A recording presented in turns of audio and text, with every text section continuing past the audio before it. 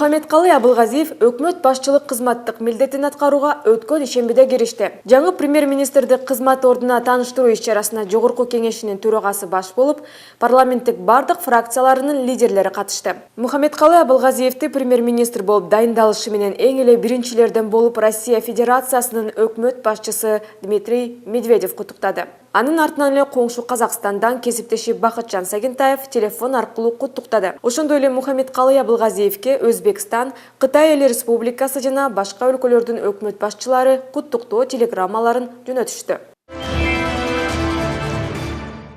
Мухаммедкалый Абылгазиев башында турган өкмөттүн курамында биринчи вице-премьер-министр болуп Куатбек Боронов дайындалды. Тейлеген тармактарында мамлекеттик агрардык саясатты жүргүзүү, жер реформасы, суу ресурстарын башкаруу, ветеринардык жана фитосанитардык коопсуздукту контролдоо, инвестициялык саясат, маалыматтык технологиялар, өнөр жай, отун энергетикалык комплекси, жер казынасын пайдалануу, транспорт жана коммуникациялар, региондук өнүктүрүү маселелери боюнча милдеттерди алды. Экономикалык блок вице-премьер-министр Замирбек Аскаровта ал тышкы экономикалык иш, өлкөнү өнүктүрүү стратегияларын иштеп чыгуу, техникалык жөнгө салуу, финансылык, фискалдык, тарифтик саясатты жүргүзүүнү камсыз кылуу, монополияга каршы саясат, бюджеттин киреше бөлүгүн аткаруу маселелерин карайт. Вице-премьер-министр Жеңиш Разаков өзүнө укук коргоо органдарынын ишмердүүлүгүн, чек ара маселелерин жана Евразес, КМШ альянстарынын алкагындагы мындан аркы суроолорду координациялоо милдетин алды.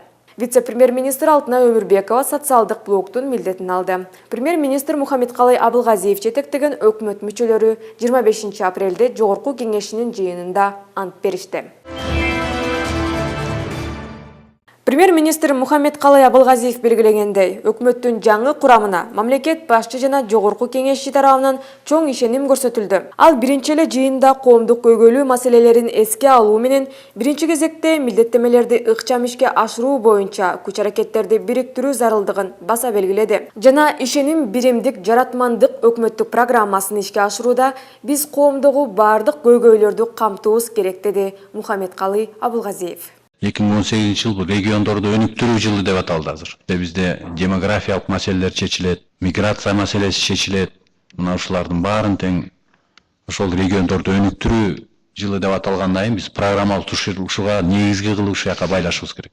Айыл жериндеги таза сууну, ичүүчү сууну камсыз кылсак, ирригация маселесин чечсек, билим берүү системасында көйгөйлөрдү чечсек, саламаттык сактоо системасында көйгөйлөрдү чечсек, финансы маселелери, кредит маселелерин, лизинг маселелерин баарын чечип берсек, ошондо жарандарыбыз келет. Энергетикалык компаниялардын иши ачык болуп, коррупциялык көрүнүштөргө кескин тыюу салынат. Мындай билдирүүнү премьер-министр Мухаммедкалый Абылгазиев күз-кыш мезгилинен өтүү жыйынтыктары боюнча жумушчу кеңешменин жүрүшүндө билдирди. Энергетикалык тармак экономиканын натыйжалуу иш алып барган тармагына айлануусу үчүн аталган тармакты иретке келтирүү, энергетикалык компаниялардын ишинин финансылык ачыктыгын камсыздоо учуру келди, деди өкмөт башчы. Мухаммедкалый Абылгазиев тийиштүү мамлекеттик орган жетекчилерине энергетикалык тармактагы абалды жакшыртуу боюнча зарыл чараларды кабыл алуу тапшырмасын берди. Атап айтканда, Бишкек шаардык жептеги аварияны жоюу жана өлкөнүн энергетикалык объектилериндеги мындай абалга жол бербөө боюнча антикризистик чаралар комплексин иштеп чыгууну тапшырды.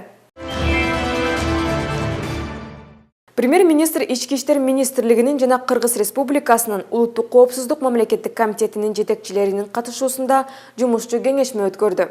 Коомду укук коргоо органдарына карата олуттуу сындар, анын ичинде коррупциялык көрүнүштөр боюнча да нааразычылыктар бар экенин белгилеп, коопсуздук кеңештин 2018 жылдын 8 февралындагы чечимдерине ылайык укук коргоо органдарындагы коррупция менен күрөш айныксыз түрдө элеген кызмат орундарына карабастан жүргүзүлүшү кажет, деди Мухаммедкалый Абылгазиев. Премьер-министр Бишкек жана Ош шаарларында акылдуу шаар долбоору алкагында фото жана видео байкоо жүргүзүү тутумун баскыч-баскычы менен орнотуу боюнча конкреттүү сунуштарды киргизүүнү тапшырды.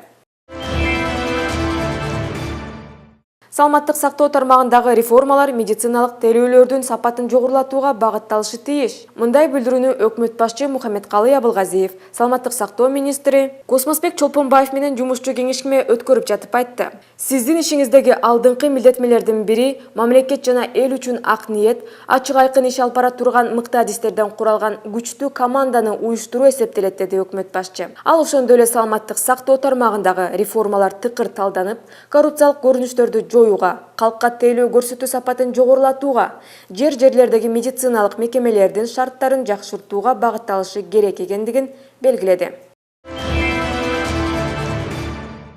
Премьер Мухаммедкалый Абылгазиев Эмгек жана социалдык өнүктүрүү министрлигинин ишиндеги артыкчылыктуу багыттарды белгиледи. Эмгек жана социалдык өнүктүрүү министри Талай Кулисакунова өкмөт башчыга ведомствонун учурдагы иши жана келечек пландары тууралуу маалымат берди. Атап айтканда, учурда министрликтин ишин жөнгө салуучу ченемдик укуктук базаны өркүндөтүү жана инвентаризациялоо боюнча иштер жүрүп жатканын айтты. Өкмөт башчы социалдык тармакка бөлүнгөн финансылык каражаттардын максаттуу пайдаланышына көзөмөлдү күчөтүп, мониторинг өткөрүү, ошондой эле жөлөк пулдарды дайындоо критерийлерин кайрадан карап чыгуу зарылдыгын белгиледи. Өзгөчө көңүл үй бүлө институтун өнүктүрүүгө жана чыңдоого, салттуу үй бүлөлүк баалуулуктарды сактоо жана аны калыбына келтирүү маселесине бурулушу кажет, деди Мухаммедкалый Абылгазиев.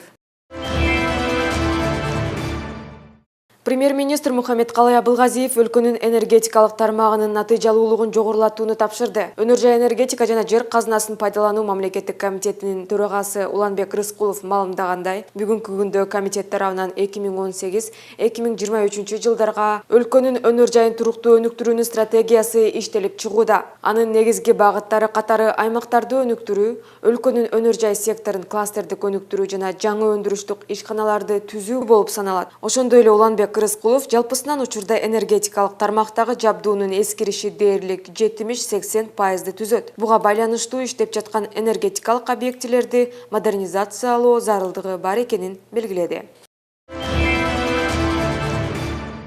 Республикада жаңы демилгелер жана ойлоп табуулар жарала тургандай шарттарды түзүү зарыл. Бул туурасында вице-премьер-министр Алтынай Өмүрбекова эл аралык улуттук интеллектуалдык менчик күнүнө жана патенттик тутумдун негизделишинин 25 жылдык юбилейине арналган иш-чарада билдирди. Биз ойлоп табуудан инновациялык товар же тейлөө иретинде аны ишке ашырууга чейинки жыйынтыкталган инновациялык циклды түзүүгө өзгөчө көңүл бурушубуз зарыл. Мындай мамиле экономикалык өнүгүүнү активдештирүүгө жана өлкөнүн алдыңкы илимий техникалык потенциалын жана маданий мурастарды пайдалануу боюнча мүмкүнчүлүктөрдү кеңейтүүгө шарт түзөт, деп белгиледи ал. Иш-чаранын жүрүшүндө интеллектуалдык менчик жана инновациялар мамлекеттик кызматынын өзгөчөлөнгөн кызматкерлери өкмөттүн сыйлыктары менен сыйланды. Вице-премьер-министр Замирбек Аскаров Ош базары соода рынок комплексинин өрттөн жабыркаган ишкерлери менен жолугушууга барды. Жолугушууда жабыркагандар соодонун жүрүшү тууралуу айтышып жана өз өтүнүчтөрүн билдиришти. Тактап айтканда, соодагерлер экспертизанын жүргүзүлүшүн тездетип, өрттөнгөн имараттарды калыбына келтирүүнү өтүнүштү. Замирбек Аскаров аларга аталган багыттагы аткарылып жаткан иштер тууралуу маалымат берди. Биз жабыркаган имараттарды жана аянттарды тийиштүү экспертизадан өткөрүшүбүз керек. 10 майга карата бизге тийиштүү маалыматтар берилет. Учурда ишкерлерден документтерди жана арыздарды кабыл алуу боюнча штаб иш алып барууда. Ал жакка сиздер да кайрылсаңыздар болот, деди вице-премьер. Ошондой эле ал финансы-кредиттик уюмдар менен жабыркаган ишкер субъектилеринин кредиттик карыздарын реструктуризациялоо боюнча иштер жүрүп жатканын маалымдады. Коюлган милдеттерди сапаттуу жана өз мөөнөтүндө ишке ашыруудагы жетекчилердин жеке жоопкерчилигин премьер-министр фискалдык жана инвестициялык саясат боюнча кеңештин кезектеги жыйынында эскертти. Өкмөт башчы өнүктүрүү долбоорлорун ишке ашырууда тартылган ички жана тышкы ресурстарды натыйжалуу пайдалануунун зарылдыгын айтты. Ошондой эле суу менен камсыздоо тутумун реабилитациялоо, жылуулук жана электр менен камсыздоону жакшыртуу, суу ресурстары жана ирригациялык тутумдарды башкаруу натыйжалуулугун жогорулатуу, салык башкаруусун модернизациялоо жана республикалык клиникалык жугуштуу оорулар ооруканасынын жаңы корпусун курууга жана жабдууга багытталган бир катар кредиттик жана гранттык долбоорлор каралды. Өкмөт башчы инвестициялык жана гранттык долбоорлорду иштеп чыгууда негизги басым өлкөнүн региондорун өнүктүрүүгө жасалышы тийиштигин өзгөчө белгиледи. Бириккен Улуттар Уюмунун бүткүл дүйнөлүк азык-түлүк программасынын 2018-2022 жылдарга каралган өлкөлүк стратегиялык планын ишке ашыруу боюнча өз ара түшүнүшүү жөнүндө меморандумга кол коюлду. Кол коюу аземине вице-премьер-министр Алтынай Өмүрбекова катышты. Жолугушуунун жүрүшүндө вице-премьер тийиштүү министрликтер тарабынан буунун бүткүл дүйнөлүк азык-түлүк программасы менен кызматташтыкта ишке ашырылып жаткан долбоорлордун оңдуу жыйынтыктарын белгиледи. Меморандумга кол коюуда биз өзгөчө кырдаалдарда жергиликтүү жана толук кандуу азык-түлүккө туруктуу жеткиликтүүлүктү камсыздоодо. Аз камсыздалган үй бүлөлөрдү тамак аш менен камсыздоону жакшыртууда жылыштар болооруна үмүт артабыз, деди Алтынай Өмүрбекова. Саламатсыздарбы, эфирде Кыргыз өкмөтүндө берүүсү. Биз бүгүн өлкөдөгү жазгы талаа иштери жана фитосанитардык маселелер тууралуу маек курабыз. Ал жакта кандай иштер жүрүп жатат? Бизге өкмөт аппаратынын агроөнөр жай жана экология комплекси бөлүмүнүн эксперти Марсбек Улуу Илич айтып берет. Кош келипсиз. Илич мырза, буга чейин эле ушул селектордук жыйындарда жазгы талаа иштериндеги даярдыктар тууралуу айтылган. Ушул быйылкы аба ырайы шартына байланыштуу эртерээк башталды. Негизи канча гектар жер айдоого пландалып жатат жана кандай иштер аткарылып калды? Рахмат, туура. Мына быйыл сиз да белгилеп кеттиңиз. Жаз былтыркы өткөн жылга салыштырмалуу эрте келди. Эрте келип, өкмөт дагы быйыл өзүнүн жазгы талаа иштерине даярдык боюнча, дыйкандарга көмөк көрсөтүү боюнча буйругунун долбоорун дээрлик 1 ай эрте кабыл алды. 2 февралда кабыл алынып, ал жерде иш-чаралар планы ар бир мамлекеттик органдардын аткара турган иш-чаралар планы түзүлүп, эрте кабыл алды. Быйыл 2018 жылы 580 миң гектардын тегерегинде жазында жер айдоо пландалган болсо, учурда 270 миңден ашык гектардан ашык жер айдалды. Өткөн жылга салыштырмалуу бир 30 миң гектардан ашык. Өткөн жылдын ушул мезгилинде ошондо 240 миңдин тегерегинде гектардын тегерегинде жер айдалган. Быйыл эми Кудайга шүгүр, мына жазда эрте келди, дыйкандарыбыз да үрөндөр жетиштүү түрдө камсыздалынды. Жазгы талаа иштери өз учурунда убагында жүрүп жатат. Быйыл көп айдалганын себеби эмнеге байланыштуу болду? Ошол айдоо жерлеринин кеңейлигине? Жок, айдоо жерлеринин кеңейишине дагы байланыштуу. Аны менен бирге жаз эрте келди. Өткөн жылга салыштырмалуу жаз эрте. Көп иштерди аткарганга жетишип калдык. Көп иштерди аткарганга жетишип калдык. Ал эми быйылкы жылы ошол дыйкандарга кайсыл бир өсүмдүк түрүн, дан эгиндерин көбүрөөк айда же азыраак айда деген сунуштамалар болобу? Биздин Айыл чарба министрлиги тарабынан жыл башында эле атайын ар бир облустун, ар бир региондун аба шартына ылайыктап туруп өзүнүн сунуштамаларын берген. Ал бардык райондорго, ошол жердеги министрликтин түзүмдүк структураларына жана алар аркылуу дыйкандарыбыз, айыл өкмөттөрүбүзгө жеткирилген сунуштамалар. Бул эми бизде жер ээси, жеке тармактар дыйкандарыбыз болгондуктан алар эми эмне айдашын өздөрү билет да. Ошондуктан Айыл чарба министрлиги сунуштама берет. Алар эми өзүнүн чечимине жараша кайсы өсүмдүктүн түрүн айдагысы келсе ошону айдайт. Бирок мына акыркы жылдары муну да айта кетиш керек. Акыркы жылдары биздин дыйкандарыбыз рентабелдүү өсүмдүктөргө басым көрсөтө башташты да.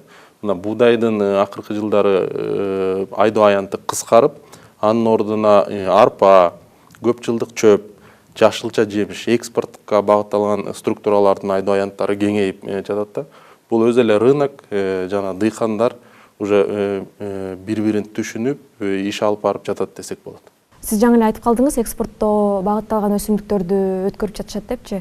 Кайсы өсүмдүктөр ошол экспортко багытталган? Анан кийин ошол экспорт учурунда бизде бир кандайдыр бир кыйынчылыктар пайда болот да. Биздин айыл чарба продуктыларыбыз албетте сапаттуу экенин билебиз, экологиялык таза экенин билебиз, бирок ошол көп бөлүгү ошол ээсинин ичине эле өтпөй калышында тоскоолдуктар эмне себептен пайда болот да? Экспортко багытталган өсүмдүктөр негизинен бизде жашылча жемиштер жана бакча өсүмдүктөрү. Өзүңүздөр билесиздер, коңшу Казакстан жана ИЭПке мүчө өлкөлөргө бизден ушул өсүмдүк түрлөрүнө талап бар. туура өткөн жылдарда, андан мурунку жылдарда биз мына 2015 жылы ээпке мүчө болуп киргенден кийин чек арадагы фитосанитардык көзөмөл алынып салынган. Биздин дыйкандардын өздөрүнүн өндүргөн продукциясын Казакстанга, Россияга же болбосо башка ошо ээпке мүчө өлкөлөргө алып барып сатууга эркиндик түзүлгөн да. Бирок бул деген эч кандай жанагы лабораториялык изилдөөлөрдү өткөрбөстөн, эч кандай ушундай уруксат албастан, тамак аш коопсуздугуна талап келген, шайкеш келген документацияны албастан эле алып барып сата берет деген мааниде жатпайт да, жатпайт. Муну дыйкандарыбыз түшүнүш керек. Ушул дыйкандарыбызда кээ бир дыйкандарыбызда ушул маалымат жок болгондугуна жараша байланыштуу. Же болбосо айрым мына кылмыш иши козголуп Айыл чарба министрлигинин кызматкерлерине сертификаттарды саткандыгы үчүн изилдөө жүргүзбөстөн кылмыш иши козголуп, учурда тергөө иштери жүрүп жатат мисалы үчүн. Ошондой бир себептерден улам биздин продукциялар тиешелүү изилдөөлөр жүргүзүлбөстөн, тиешелүү же болбосо документациялар жүргүзүлбөстөн, же болбосо элементарный эле мына маркировка деп коет. Маркировка жазалбагандыктан ал да бир талап да, эл аралык соодада бир талап. Ошон болбогондуктан мына Казакстандан көптөгөн продукциябыз кайтып келген учурлар болгон. Же болбосо алардан бизге расмий түрдө нотификациялар келген учурлар болгон. Бул жерде мамлекеттик органдар менен дыйкандарыбыз дагы жоопкерчиликтүү бир мамиле кылып, жанагы талаптарга ылайык өндүргөндөн кийин талаптарга ылайык изилдөөлөрдөн өткөрүп, тазалап, ал жердеги көрүнүшү жакшы болушу мүмкүн, бирок ичиндеги мындай зыянкечтердин уруктары болушу мүмкүн да, продукциянын ичиндечи. Ошондойлордон арылтып, анан бизге дагы мамлекетке дагы сөз тийбегендей болуп, өзү да бир чыгым тартып калбагандай болуп иш алып барыш керек да. Буга чейин ошол чарба техникалар тууралуу да маселелер көтөрүлүп келет. Дыйкандарга жетишсиз деген сыяктуу. Негизи лизинг бериш жаатында кандай шарттар коюлган мамлекет тарабынан? Туура. 2011 жылдан бери мамлекеттик лизинг программасы ишке ашып келе жатат. Жылына бир 200-300 тегерегинде айыл чарба техникасы биздин дыйкандарыбызга жеңилдетилген шарт менен лизингке берилип атат да. Өткөн жылы бул саны 363 айыл чарба техникасы берилди. Бунун шарттары 7 жылга жылдык 9% менен улуттук валютада сом менен Айыл банк аркылуу алышса болот. Аны менен бирге бул эми биз өкмөт тарабынан бул жетишсиз деп эсептелип берилип аткан. Дагы бир каржы булактарын издеп, дагы бир программаларды издеп, бир дагы жолдорун каралып жатат учурда. Аны менен бирге айтып кетиш керек. Лизинг менен Айыл банктан көбүнчө тракторлар алынып атат. Тракторлар жана тракторга чиркей турган шаймандар алынып атат да. Ал эми кымбат техникалар, ошол эле комбайн болсун, ошол эле пахта тере турган техникалар болсун, кызылча тере турган техникалар болсун, алар кымбат. Аны дыйкандарыбыздын, көп эле дыйкандарыбыздын ала турган мындай өздөрүнүн шарттары жок болуп атат да, мүмкүнчүлүктөрү жок болуп. Өкмөт муну эске алып, быйыл мына 28 мартта өкмөттүн буйругу кабыл алынды, 98 буйрук. Аны менен ушундай кымбат техникаларга, жанагы дыйкандарыбыздын алы келбей аткан техникаларга 10 жылга жылдык 2% менен деп бир абдан минималдуу бир жеңилдик менен жеңилдик шарттары менен чечим кабыл алынып, учурда дыйкандардан заявкалар чогултулуп атат да. Муну менен биз жанагы пахта тере турган техникаларды же болбосо комбайндарды алганга эми учурда бир 100 миллиондон ашыгыраак акча каралып атат ушуга. Ошого алганга башталгычта жетет да. Буну алып бүткөнчөк 100 миллионду алып бүткөнчөктү дагы бир издөөлөр болот деп ойлоп атабыз. Ильич мырза, бизге маек куруп кеткениңизге эске чоң рахмат айтабыз. Биз бүгүн жазгы талаа иштери жана фитосанитардык маселелер тууралуу маек курдук. Маектешкен мен Жеңиш Гүлшабданбекова. Саламат калыңыздар.